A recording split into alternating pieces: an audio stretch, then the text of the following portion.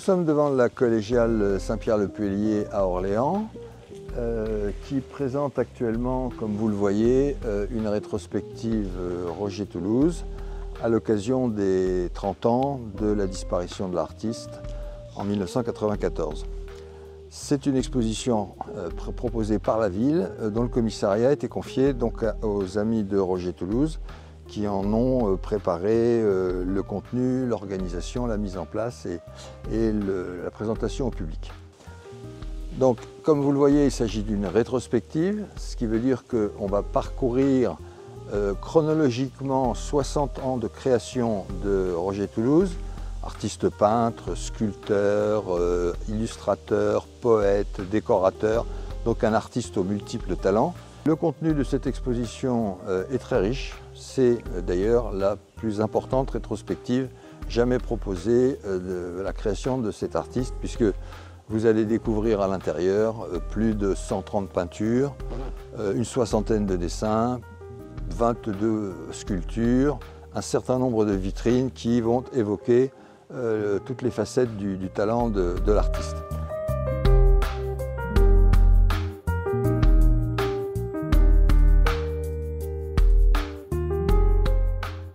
Bien, alors nous pénétrons ici dans cette exposition dans un petit espace d'accueil, d'information et d'accueil. Information avec ce tableau qui, à grands traits, retrace la biographie de Roger Toulouse en même temps que les différentes périodes de son œuvre. Ici, sur ces piliers de part et d'autre, voilà, nous sommes accueillis à la fois par Roger Toulouse, dont vous avez ici deux autoportraits, et puis par Marguerite Toulouse, son épouse, représentée ici également par ces deux portraits réalisés par le peintre. Alors donc Roger Toulouse, dont vous avez ici dont on voit ici deux autoportraits, c'est l'artiste orléanais par excellence. Artiste orléanais au sens où il est né à Orléans en 1918, où il est mort à Orléans en 1994, et où pendant 30 ou de 1947 à 1979, il a exercé à Orléans comme professeur de dessin à l'école normale d'instituteurs. C'est vraiment un autodidacte qui, toute sa vie, a travaillé seul, à l'écart du marché de l'art, à l'écart des influences, des allégeances de toutes sortes, et n'ayant d'autre but que de tracer sa route et créer son œuvre personnelle. En termes d'accueil également, et pour attirer tout de suite le regard, nous avons imaginé ce mur d'affiches très coloré qui représente une toute petite partie de ce que Roger Toulouse a pu exposer dans sa vie. Et puis, pour situer l'exposition à Orléans, nous avons placé ici à l'accueil et à l'entrée cette représentation de la cathédrale d'Orléans dans les ruines en 1943. Voilà, donc pour fixer les choses tout de suite dans votre regard, je vous propose d'avoir une vue d'ensemble ici de la collégiale, à la fois les espaces, les deux travées latérales et puis la nef principale ici dans laquelle nous sommes, et tout au long desquelles cette rétrospective est présentée en un certain nombre de périodes que nous avons arbitrairement définies très rapidement de 2-3 mots qui caractérisent chacune de ces périodes, qui sont au nombre de 6, et je vais vous demander maintenant, je vais vous les présenter l'une après l'autre.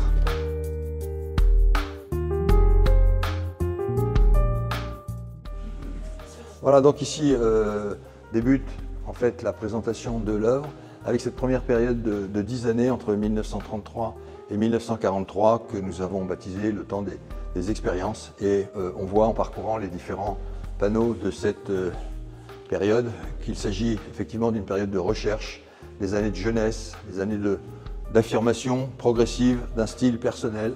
Ce sont des années aussi qui sont marquées par la guerre en 1939, qui va interrompre le marché de l'art au moment où Roger Toulouse, découvert par Max Jacob et lancé sur le marché de l'art parisien grâce aux relations de Max Jacob, commençait à se faire connaître, à acquérir une réelle notoriété. En 1937, Roger Toulouse croise la route de Max Jacob, ou plus exactement, Max Jacob repère dans une boutique, dans une vitrine à Orléans, les œuvres de Roger Toulouse et lui demande de venir le visiter. Et Max Jacob va prendre en main le destin de Roger Toulouse, le présenter à ses amis galéristes à Paris. Roger Toulouse, à 19 ans, va signer un contrat d'exclusivité dans une galerie parisienne qui, à l'époque, accueille, accroche à ses cimaises des artistes comme Miro, Max Ernst, Picabia, Masson, Derain, bref, tous les grands noms de l'art contemporain du XXe siècle. Et Roger Toulouse, à cette époque-là, était accroché à ce même niveau de talent et d'excellence que les artistes que je viens de citer.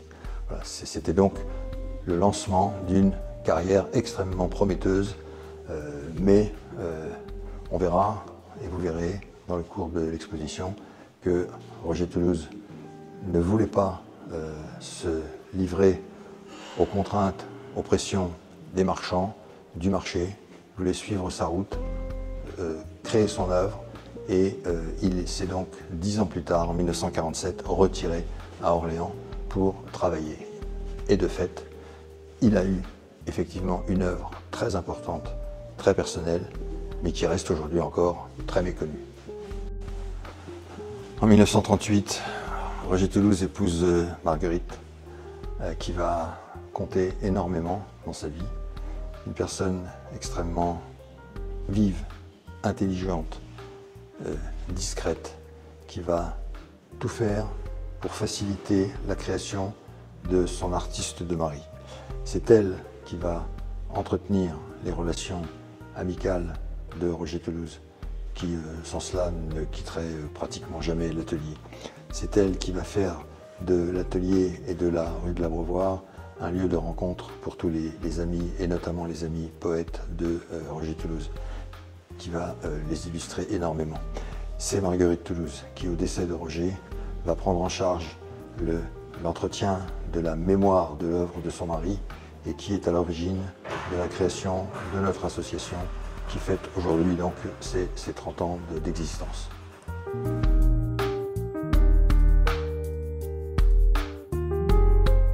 Cette deuxième période des années d'après-guerre, 1945-1950, porte véritablement la marque de la guerre dans l'esprit du jeune peintre. On le voit dans la façon bouleversée dont il représente ces natures mortes, plus vivantes que mortes en fait. On le voit, et il faut se souvenir, il faut savoir avoir à l'esprit que dans la période précédente, Roger Toulouse a perdu son frère aîné, mort de maladie à l'âge de 21 ans, et qu'il a perdu Max Jacob, mort sur le chemin de la déportation.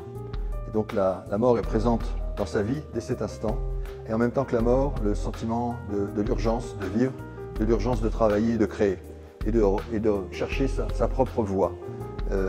Et donc on assiste là à une période de recherche, d'affirmation, encore une fois, d'un style personnel et qui ne soit pas livré au diktat du marché de l'art.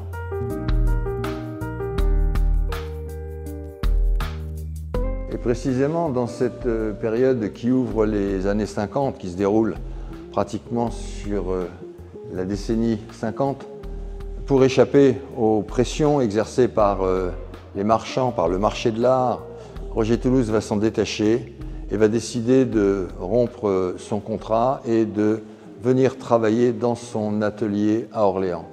Et là, pour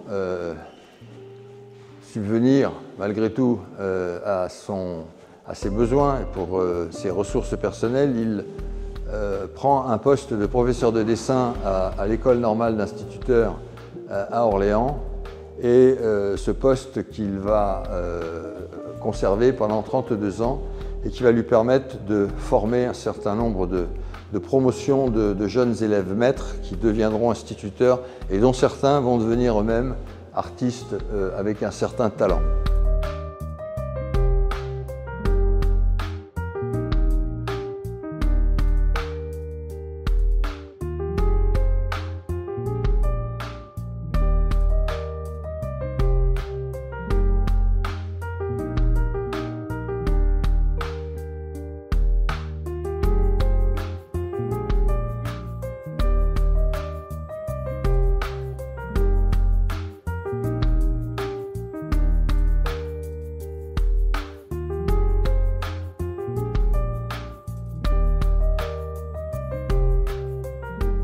Donc à la fin des années 50 et pour toutes les années 60, Roger Toulouse va inventer une nouvelle écriture, un nouveau style, et pour cela il va utiliser une figure géométrique à laquelle il s'exerçait depuis un certain temps, à savoir le triangle. Et on va retrouver dans cette décennie 60 le triangle qui aura deux vocations. Le premier, structurer, consolider, rigidifier les compositions, et c'est parfaitement visible par exemple dans les cathédrales et dans les églises où les triangles servent d'étais, ou dans les portraits où les triangles servent à représenter, à encadrer le portrait.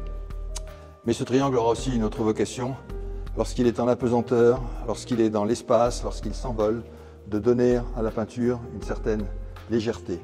La deuxième caractéristique de cette période, c'est le travail en camailleux. Chaque objet, chaque visage, chaque bâtiment est décliné dans une seule teinte avec différentes nuances, forme de camailleux, quoi. Alors en 1968, au moment où Roger Toulouse, à l'atelier du vitrail de Limoges, réalise ce vitrail de l'homme en fuite, il reçoit commande par la manufacture de Havilland d'un plat décoré pour participer à une série de porcelaine décorée par les artistes.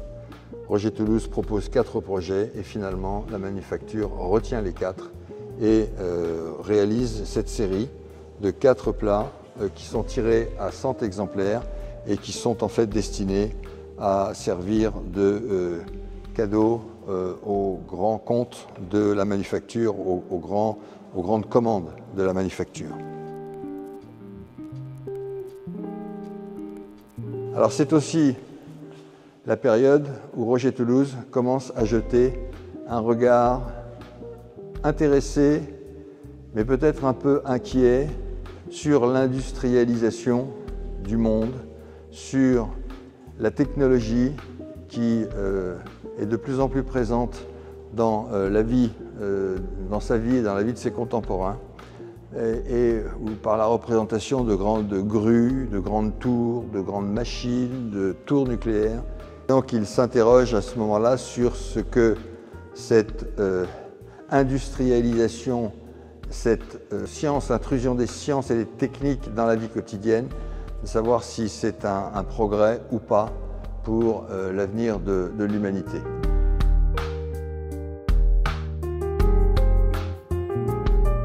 Alors ici, cette vitrine, en fait, elle illustre Roger Toulouse, poète, puisque Roger Toulouse a produit, a édité de son vivant 3 recueils de poésie, Quai Saint-Laurent, Magica Forti et Le Noir éclaire le Noir. Et donc vous retrouvez dans cette vitrine avec un certain nombre d'autres ouvrages qui lui étaient destinés ou d'ouvrages illustrés par certaines de ses œuvres.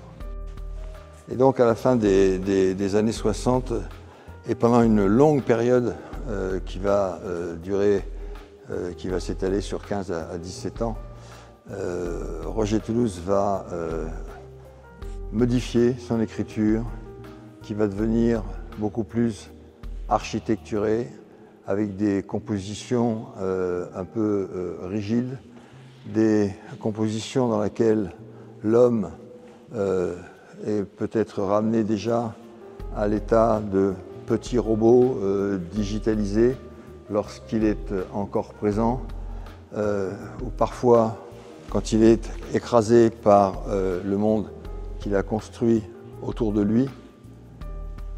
C'est également la période où Roger Toulouse va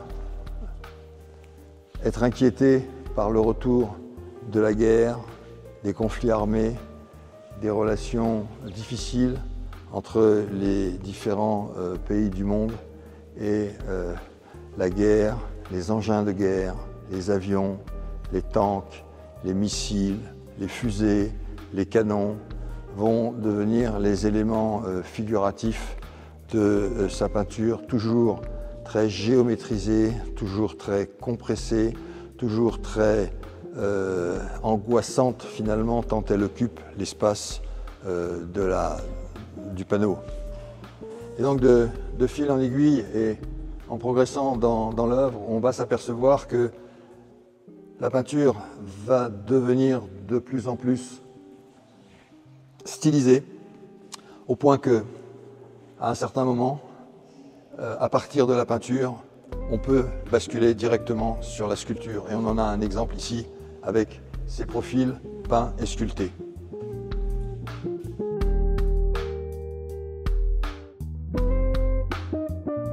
Et alors qu'on pouvait se dire à la fin des années 80, alors que le monde était fracturé, que l'homme était en lambeaux, se reconstruisait de façon tout à fait préoccupante, alors qu'on pouvait se dire que tout était fini, eh bien non, Roger Toulouse nous surprend encore en réintroduisant dans sa peinture la couleur qu'il avait oubliée, délaissée depuis longtemps, le blanc. Et le blanc qui va inonder la peinture. Et on se dit à ce moment-là que les choses vont mieux, que peut-être l'homme a trouvé la solution à ses problèmes. Mais non, finalement, car en fait, au-delà du blanc, au-delà de la couleur, le fond, le sujet traité, le message est toujours le même. L'homme est seul, l'homme est isolé, l'homme est écrasé par ce qu'il a construit et les guerres se poursuivent. Et donc c'est dans ce contexte qu'on arrive vraiment à la toute fin de l'œuvre peinte de Roger Toulouse, avec ses peintures passées au noir de fumée. Le noir de fumée équivalent le voile de la mort. Vous en avez une représentation ici, et avec en particulier cette dernière peinture ici, dans un environnement noir, mortifère, tout au centre, un puits de lumière, un tunnel lumineux qui attire, et au fin fond de ce tunnel, des traces blanches, comme peut-être un appel vers autre chose, un passage vers un ailleurs qui peut-être, dans l'esprit du peintre, pourrait s'appeler l'espérance.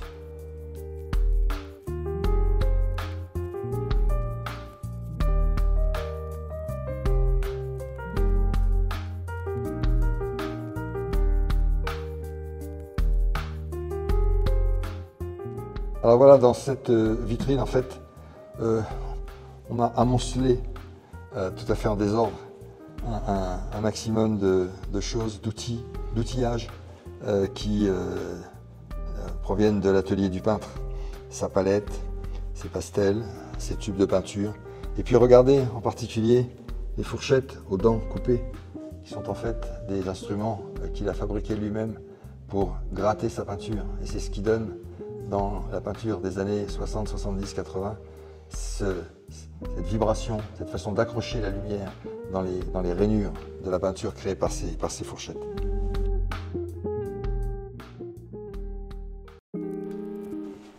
Alors ici, cette vitrine, elle illustre en fait le travail de graveur de Roger Toulouse, d'illustrateur. En effet, il a illustré abondamment ses amis poètes, auxquels il a fourni des dessins, et bien souvent ces dessins, une fois gravés, servaient de frontispice ou d'illustration au recueil de poésie.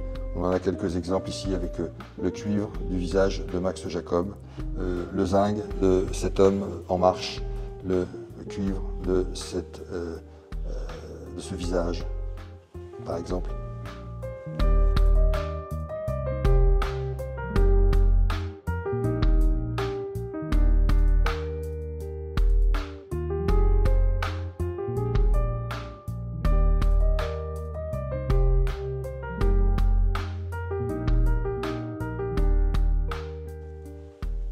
Alors ici, une vitrine qui présente une technique tout à fait particulière qui est celle des empreintes. Voilà le résultat auquel on arrive à partir d'un dessin préparatoire ici proposé par l'artiste, qui est après découpé dans une plaque de métal, et cette plaque de métal est imprimée, compressée dans une presse sur du papier mouillé, et donc au sortir de la presse, le papier conserve l'empreinte de la forme métallique.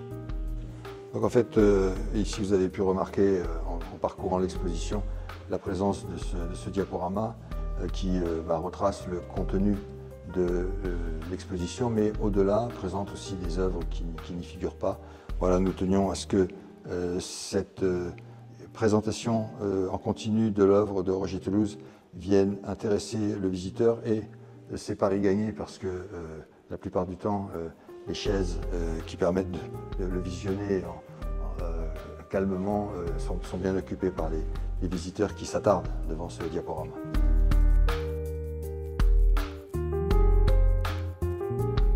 Alors cet espace tout à fait particulier auquel nous tenions illustre en fait la transmission, la transmission de Roger Toulouse à certains de ses élèves, devenus eux-mêmes artistes de talent.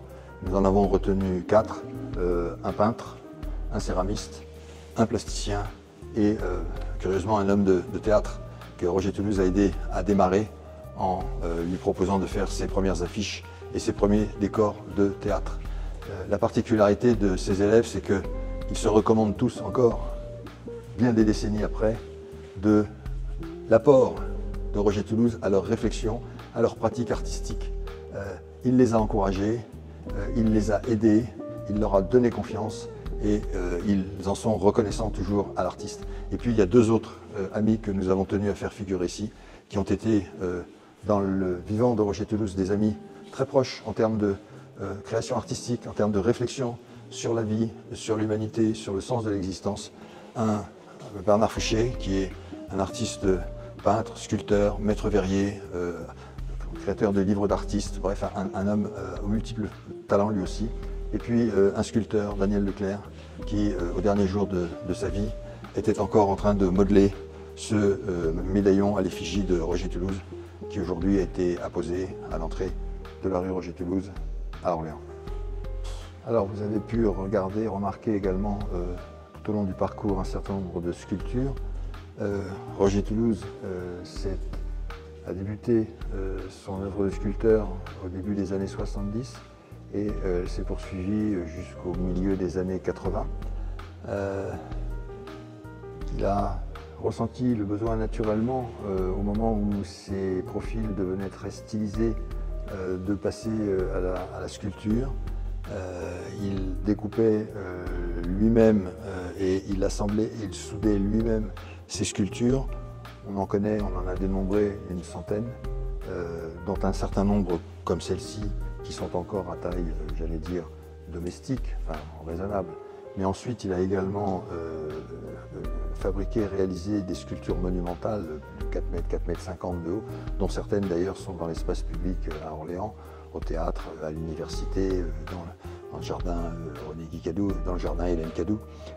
Voilà, et ces sculptures-là, elles étaient réalisées dans un atelier de ferronnerie d'art, ensuite à partir de plans et de dessins proposés par Roger Toulouse. Voilà, ce travail de sculpteur s'est achevé dans les années 85 par des mascarons en pierre qui en fait ornent la façade du musée des Beaux-Arts d'Orléans et de l'hôtel de ville d'Orléans.